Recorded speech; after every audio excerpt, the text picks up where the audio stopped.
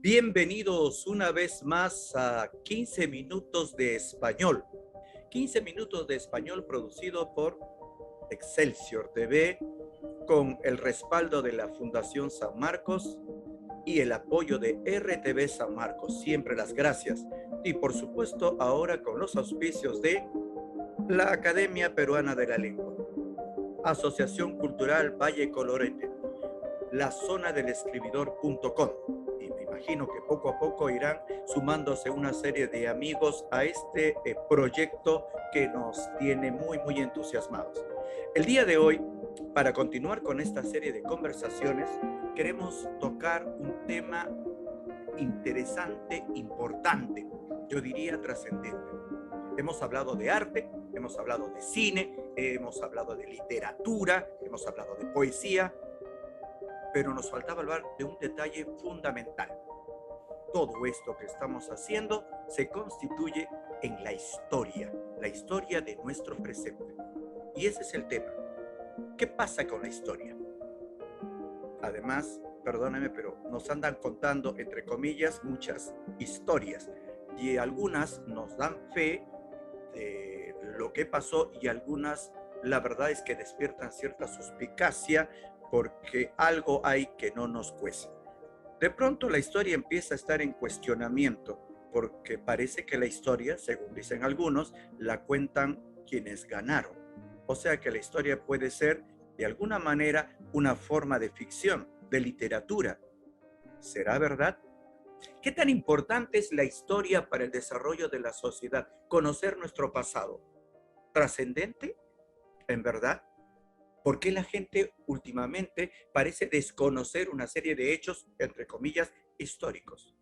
Esas son una serie de preguntas que están obsesionándonos a muchos de nosotros y es por eso que hemos querido hoy conversar sobre historia. Y para ello tenemos el agrado de conversar, de haber invitado y que nos haya aceptado dejando de lado, creo, ahora nos contará un pequeño resfriado que esperemos no trascienda. Hemos pedido a un gran amigo, a un conocido nuestro, me refiero a Henry Zapata Palomino, quien de pasadita maneja un podcast sobre historia que también recomiendo. Sinceramente he recordado y mejorado mis conocimientos de historia. Henry Zapata en un podcast y en YouTube su canal. Henry, muchísimas gracias por estar con nosotros. Bienvenido. Hola Richard, ¿cómo ¿Cómo estás? estás? Siempre es un Bien, gusto conversar amigo. contigo, compartir y aprender también de ti. Saludos a toda Oh, tu teleaudiencia. amigo, muchísimas gracias, Henry, por estar con nosotros hoy día. Creo que has vencido un poco el resfrío para poder estar con nosotros, ¿no? Para recuperarte y te lo agradecemos bastante. Estamos ya en el programa número 11 y la verdad es que nos alegra mucho contar contigo.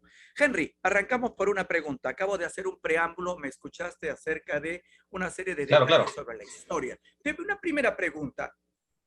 ¿Qué es lo que se entiende realmente por historia? ¿Qué es lo que deberíamos entender por historia? No cualquier individuo común y corriente. Claro, a ver, en el sentido más laxo, cuando se habla de historia, uno se refiere al conocimiento del pasado, ¿no?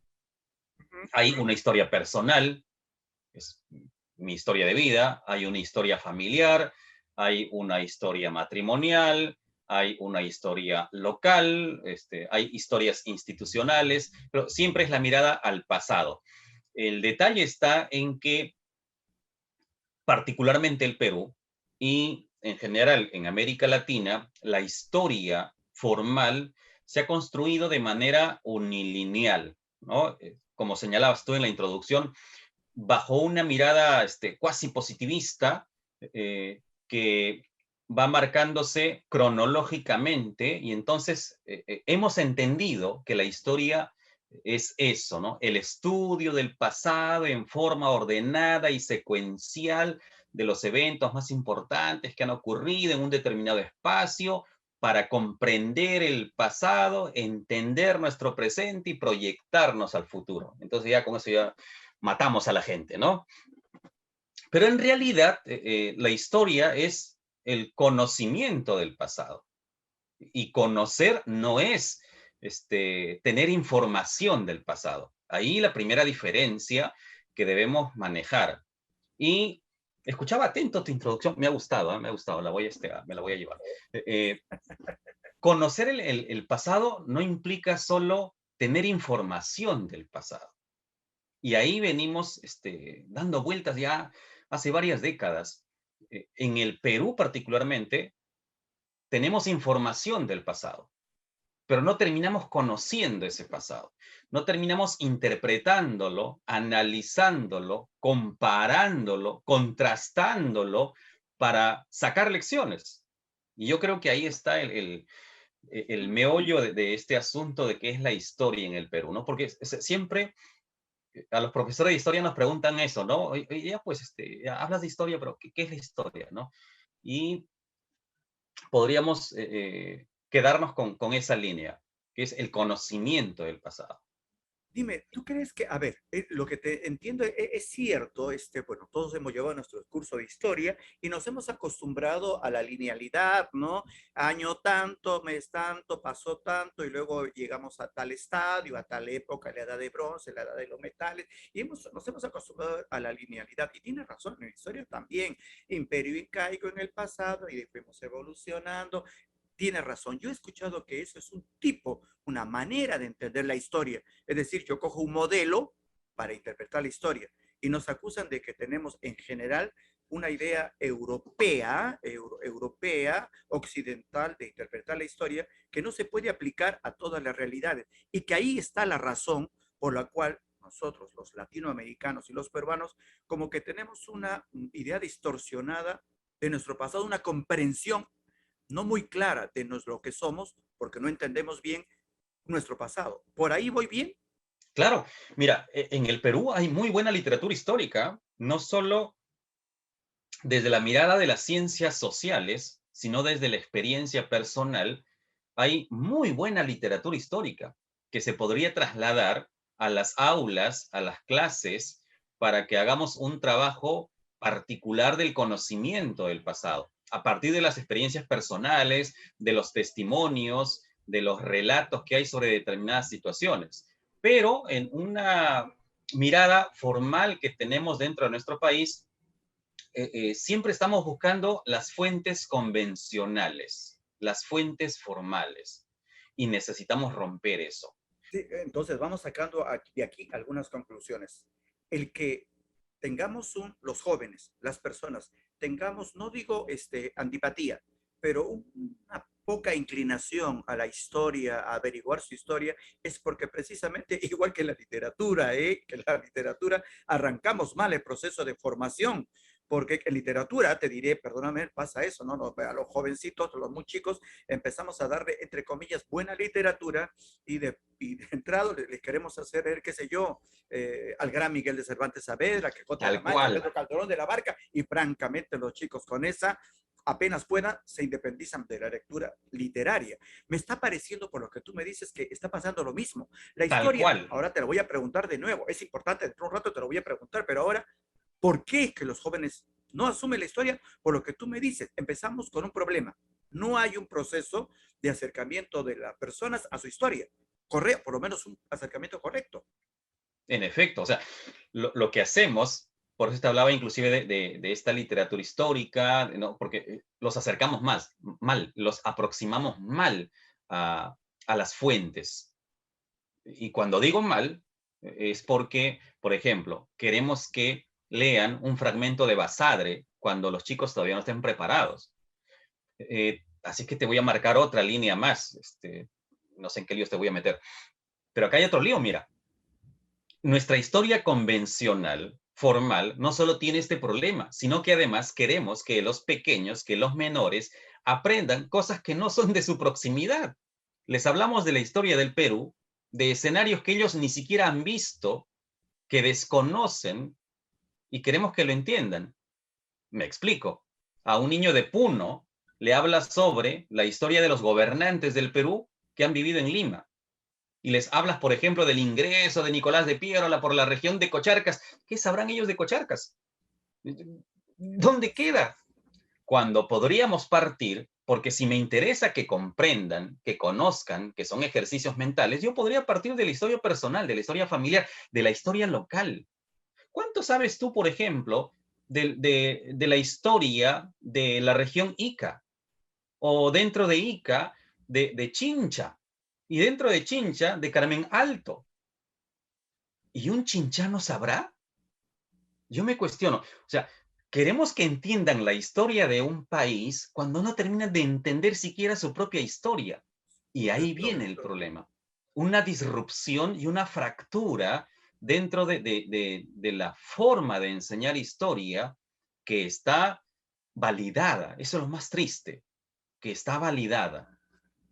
Y Y eso sí tenemos que cuestionar. Bueno, y lo mismo pasa en claro, literatura. Lo mismo por pasa en supuesto. literatura porque tenemos muy buenos escritores locales, muy buenos escritores regionales, pero terminamos metiéndole clásicos y los chicos vuelan, vuelan, porque los metemos a literatura gruesa con terminología que ya no corresponde a su época, a su formación, a su exposición textual, y entonces terminan rechazándola.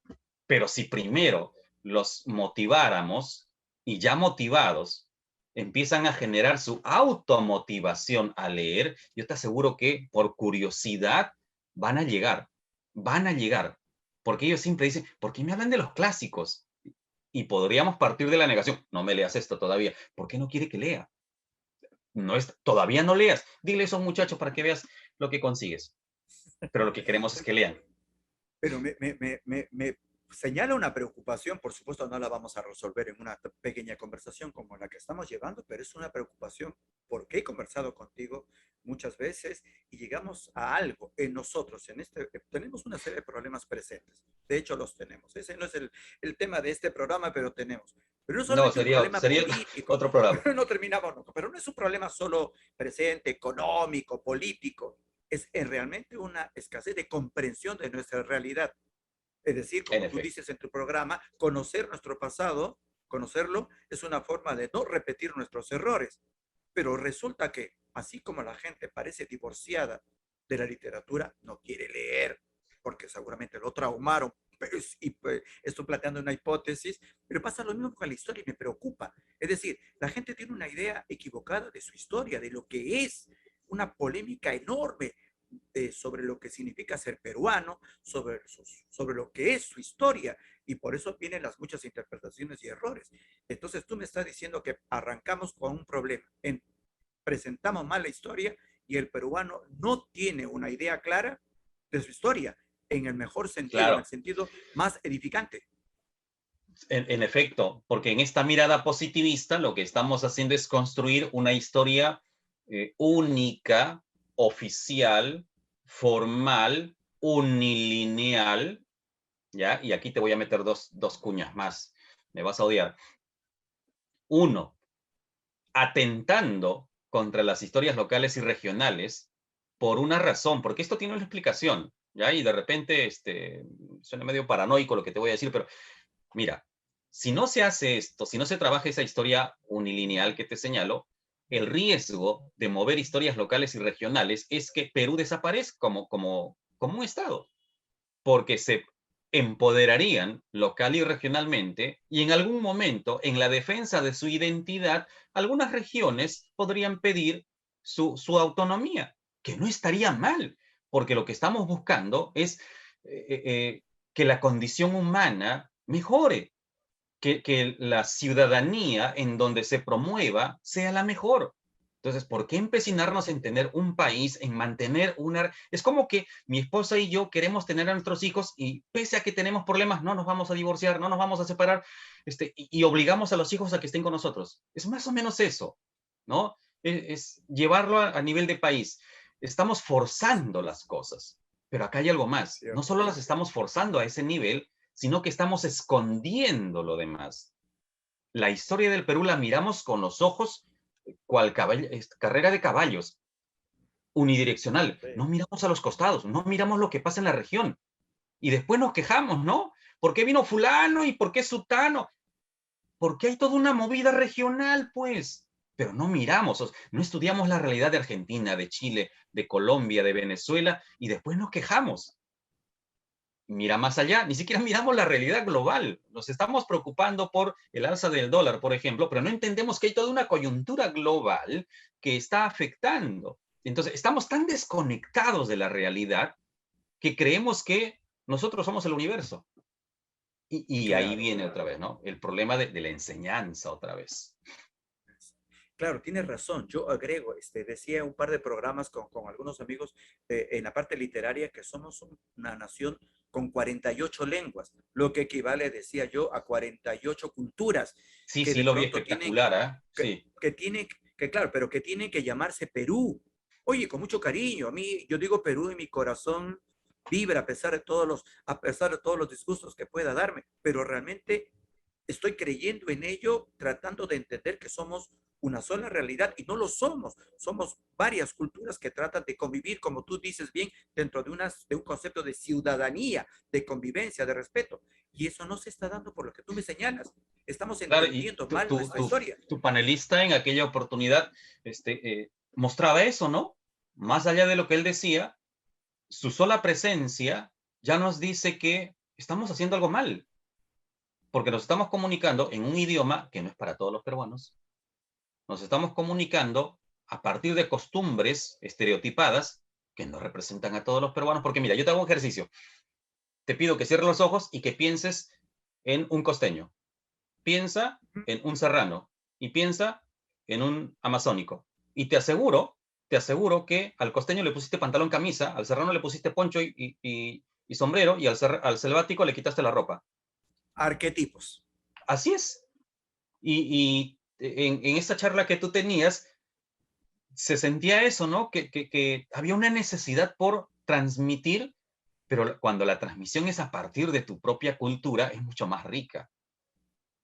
Arguedas es el mejor ejemplo de esa fisura.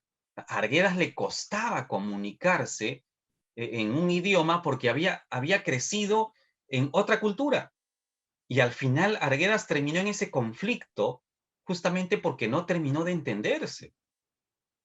Eh, eh, a ver, César Vallejo igual, Ujú, claro, eh, eh, claro. en otra dimensión, pero tiene el mismo conflicto. Y a ellos porque los conocemos, pero yo te aseguro que el ciudadano común y corriente tiene el mismo conflicto, ¿no? Su concepto de peruanidad se ve trastocado porque dice, plato típico del Perú, el ceviche. Pero perdón, yo soy de la selva y a mí me gusta el tacacho. No, pues a mí me gusta la sopa de 7 colores. Baile típico peruano, la marinera. No, perdón, yo bailo la contradanza. No, pero vendemos la imagen de Perú, marinera, ¿no? Perú, ceviche. Y somos eso, ¿no? Somos una construcción. Y necesitamos mover un poco esos engranajes con el riesgo de, ¿no? Lo que mencionaba hace un momento, que es un riesgo muy No, alto, ¿ah? sí, sí, sí, a eso me refería. Ahora, sí, eso es cierto, pero dime, es bastante iluso, creo yo, salvo que tú me corrijas, pero podríamos decir que el ser el tener múltiples realidades, múltiples culturas, no debería ser un problema.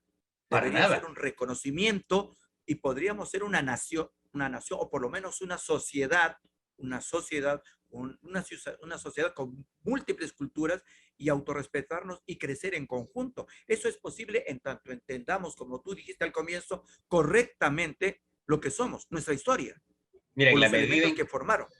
en la medida en que los peruanos nos entendamos, nos asumamos y nos comprendamos como realidades culturales distintas, con realidades idiomáticas distintas, en un espacio multiétnico, pluricultural, biodiverso, nos vamos a empoderar más.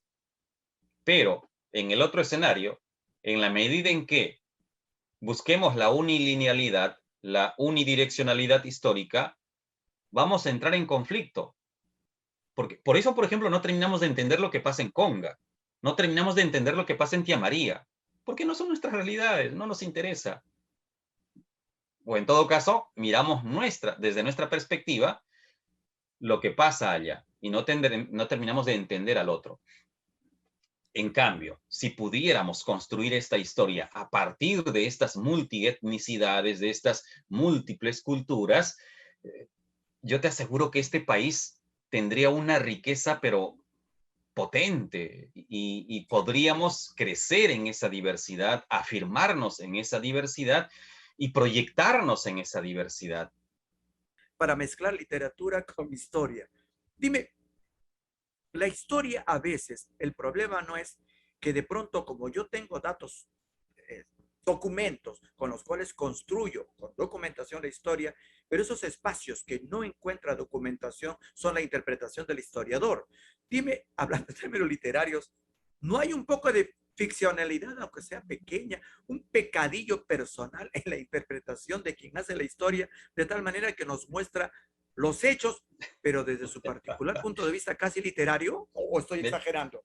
me van a odiar los historiadores cuando me escuchen. Yo cuestiono bastante esa palabra objetividad en la historia, y me causa gracia porque un ser humano no es objetivo, pues. Un ser humano está cargado de emociones, de ideología, de prejuicios, de valores. Entonces, tu mirada frente a una situación jamás va a ser objetiva.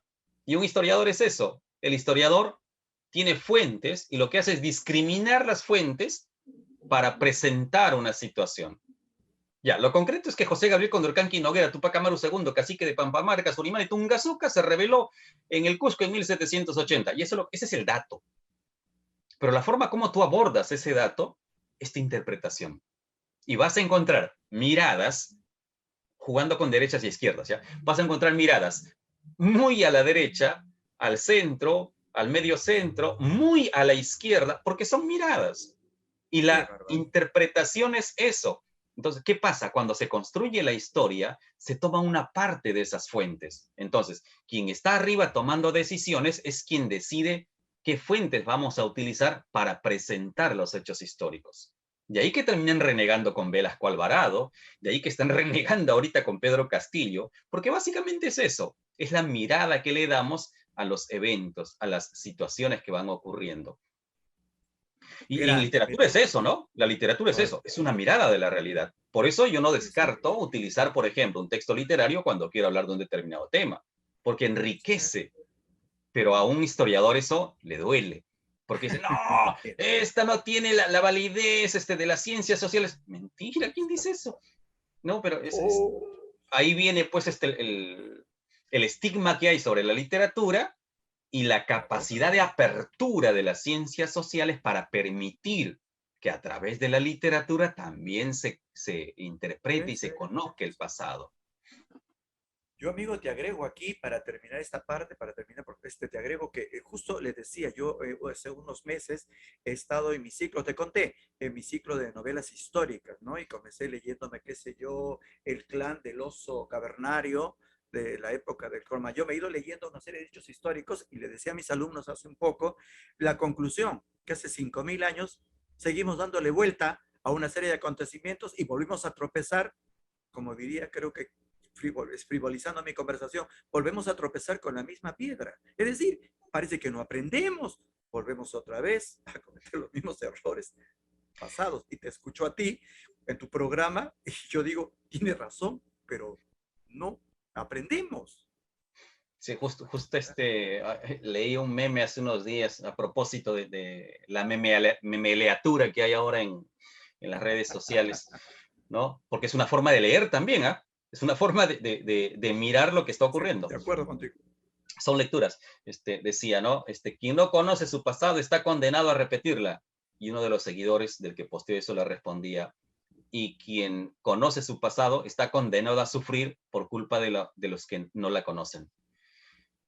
Y es eso, pues, ¿no? Sí, Esa sí. mirada, ¿no? Un poco sarcástica de repente, pero no se A ver, trata amigo, de yo sí tengo capacidad y tú no, ¿no? Sino ayer, antes de la programa me dijiste algo, se me fue la frase, me dijiste, con esto, hay quien conoce, no conoce su pasado, repite los errores, pero algo más le agregaste tú, y quien los conoce, ¿cómo es que dijiste? Quien los conoce los sufre, algo me claro, construiste que quien, quería lo, anotar, ¿cómo era?